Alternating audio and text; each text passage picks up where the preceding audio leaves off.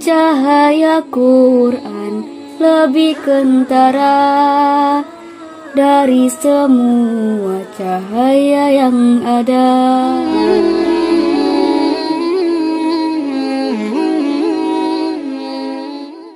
Bismillahirrahmanirrahim. Assalamualaikum warahmatullahi wabarakatuh.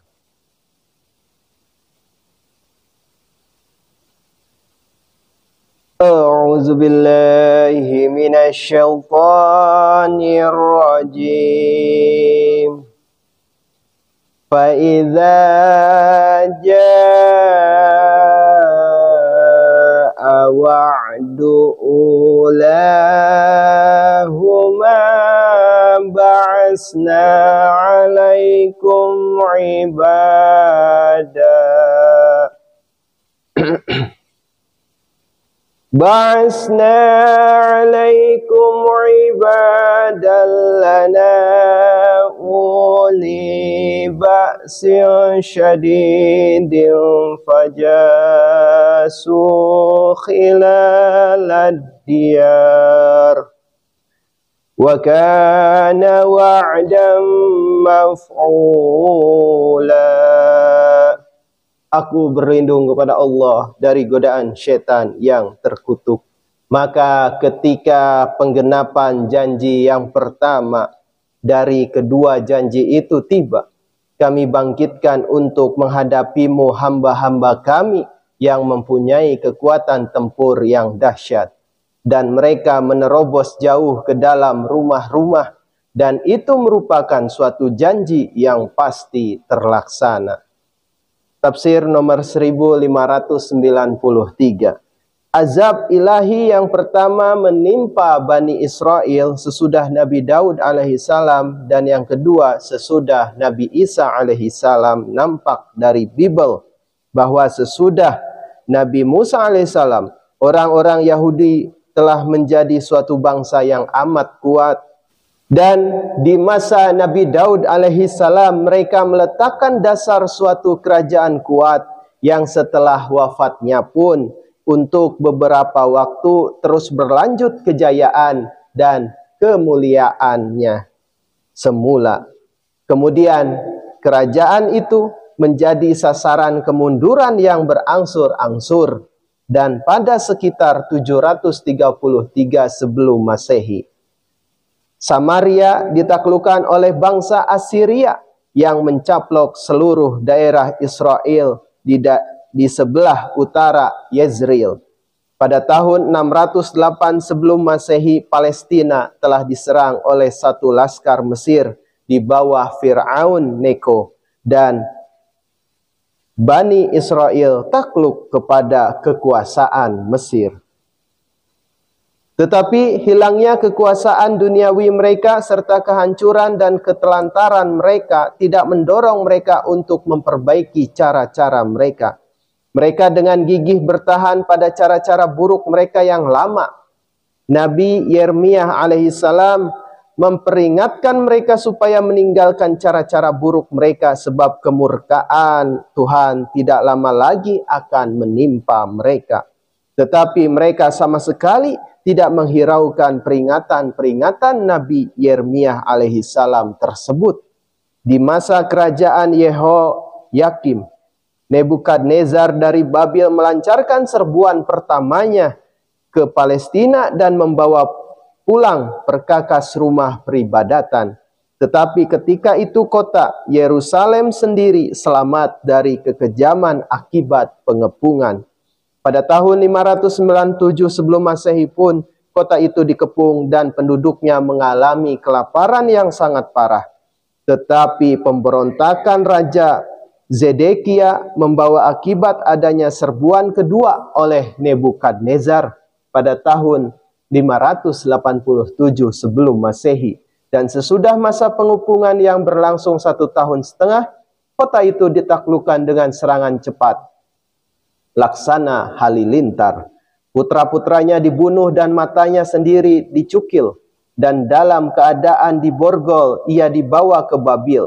rumah peribadatan, istana raja, serta semua bangunan besar di kota Yerusalem di bumi hanguskan. Para imam besar dan para pemimpin lain dibunuh, dan sejumlah besar rakyat diboyong sebagai tawanan. Catatan kaki di ayat ke-6. Untuk makna ini, lihat pula Kamus Al-Munjid. Summa radadna lakumul karrata alaihim wa amdadnakum bi amwali wa banina wa ja'alnakum aksara nafira. Kemudian kami kembalikan lagi kepadamu kekuatan untuk melawan mereka, dan kami bantu kamu dengan harta benda dan anak-anak, dan kami jadikan kamu kelompok yang lebih besar dari sebelumnya. Tafsir nomor 1594. Orang-orang Yahudi menyesuaikan diri mereka dengan keadaan baru di masa pembuangan. Kebanyakan di antara mereka telah dipekerjakan pada pekerjaan-pekerjaan umum di Babil Tengah, dan banyak dari mereka pada akhirnya memperoleh kemerdekaan dan mencapai kedudukan yang berpengaruh. Keyakinan dan pengabdian mereka kepada agama telah bangkit kembali. Kepustakaan kerajaan dipelajari, diterbitkan kembali, serta harapan untuk mereka kembali ke Palestina telah dikobarkan dan dipupuk. Kira-kira pada tahun 545 sebelum Masehi, cita-cita ini memperoleh bentuk lebih jelas. Kaum Yahudi membuat suatu perjanjian rahasia dengan Sirus, Raja Media dan Persia, dan membantu beliau menaklukkan Babil. Kota itu dalam bulan Juli tahun 539 sebelum Masehi jatuh kepada tentaranya tanpa perlawanan.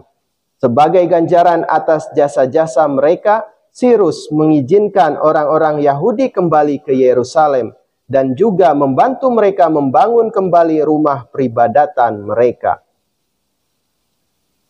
C.S. Bazar atau seorang gubernur Sirus yang berasal dari Yudea membawa kembali alat-alat dan perkakas yang telah dirampas oleh Nebukadnezar ke rumah peribadatan itu dan merencanakan untuk menyelenggarakan pekerjaan ini dengan membelanjakan uang kerajaan. Sejumlah besar orang buangan kembali ke Yerusalem. Keterangan Ezra pasal 1 ayat 3-5. Pekerjaan pembangunan kembali rumah peribadatan berangsur-angsur maju terus dan selesai pada tahun 516 sebelum Masehi. Kejadian-kejadian ini dan kejayaan serta kesejahteraan orang-orang Yahudi berikutnya, itulah yang diisyaratkan oleh ayat yang sedang dibahas ini.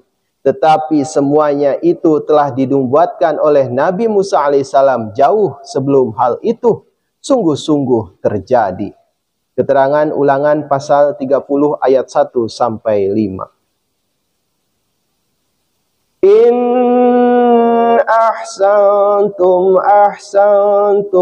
li anfusikum wa in asatum falaha fa idza jaa wa'dul akhirati liyasu'ujuhakum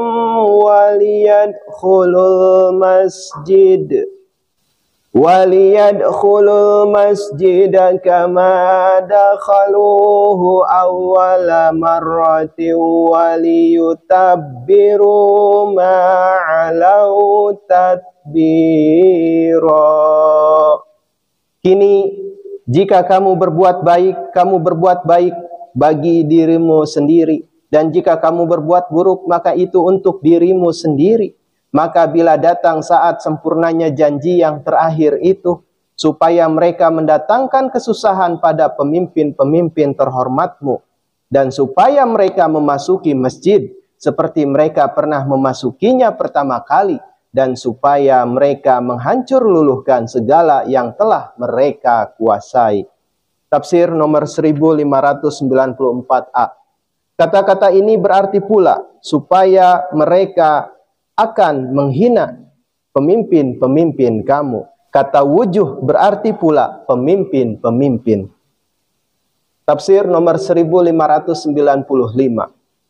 Ayat ini membicarakan jatuhnya kembali orang-orang Yahudi ke lembah keburukan dan tentang azab yang menimpa mereka sebagai akibatnya.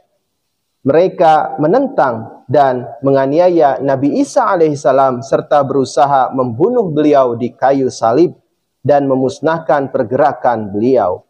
Oleh sebab itu Tuhan menimpakan kepada mereka azab yang sangat keras. Ketika pada tahun 70 Masehi, pasukan-pasukan Romawi di bawah pimpinan Titus melanda negeri itu. Dan di tengah-tengah kejadian-kejadian mengerikan yang tiada bandingannya dalam sejarah itu, kota Yerusalem telah dihancurkan dan rumah peribadatan Nabi Sulaiman di bumi hanguskan. Malapetaka itu terjadi ketika Nabi Isa alaihissalam masih hidup di Kashmir. Hal ini pun dinubuatkan oleh Nabi Musa alaihissalam. Perlu pula dicatat di sini bahwa nubuatan mengenai azab kedua kali itu telah disebut dalam Bible sesudah adanya nubuatan yang membicarakan hukuman pertama.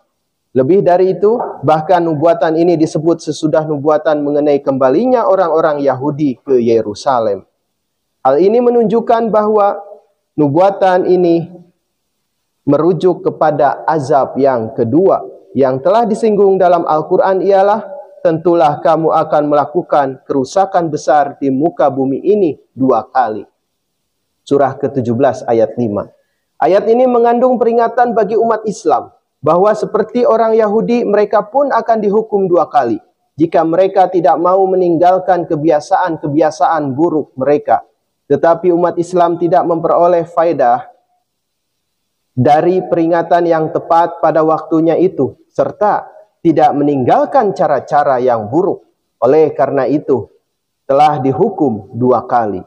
Hukuman menimpa mereka ketika kota Baghdad jatuh pada tahun 1258 Masehi. Pasukan-pasukan Hulakukan yang biadab itu sama sekali memusnahkan pusat ilmu pengetahuan dan kekuasaan yang agung itu. Dan konon kabarnya 1.800.000 orang Islam telah terbunuh pada ketika itu. Tetapi dari malapetaka yang mengerikan itu akhirnya Islam keluar sebagai pemenang. Mereka yang menaklukkan menjadi yang ditaklukkan. Cucu Hulakukan bersama-sama sejumlah besar orang Mogul dan Tartar memeluk agama Islam. Hukuman kedua telah ditakdirkan akan menimpa umat Islam di akhir zaman. Alhamdulillahirabbil alamin. Jazakumullah ahsanal jaza. Wassalamualaikum warahmatullahi wabarakatuh. Cahaya Quran lebih kentara dari semua cahaya yang ada. Sucilah dia dari siapa datangnya ini lautan cahaya. Wahai ilahi, Quranmu ini suatu alam berwujud sendiri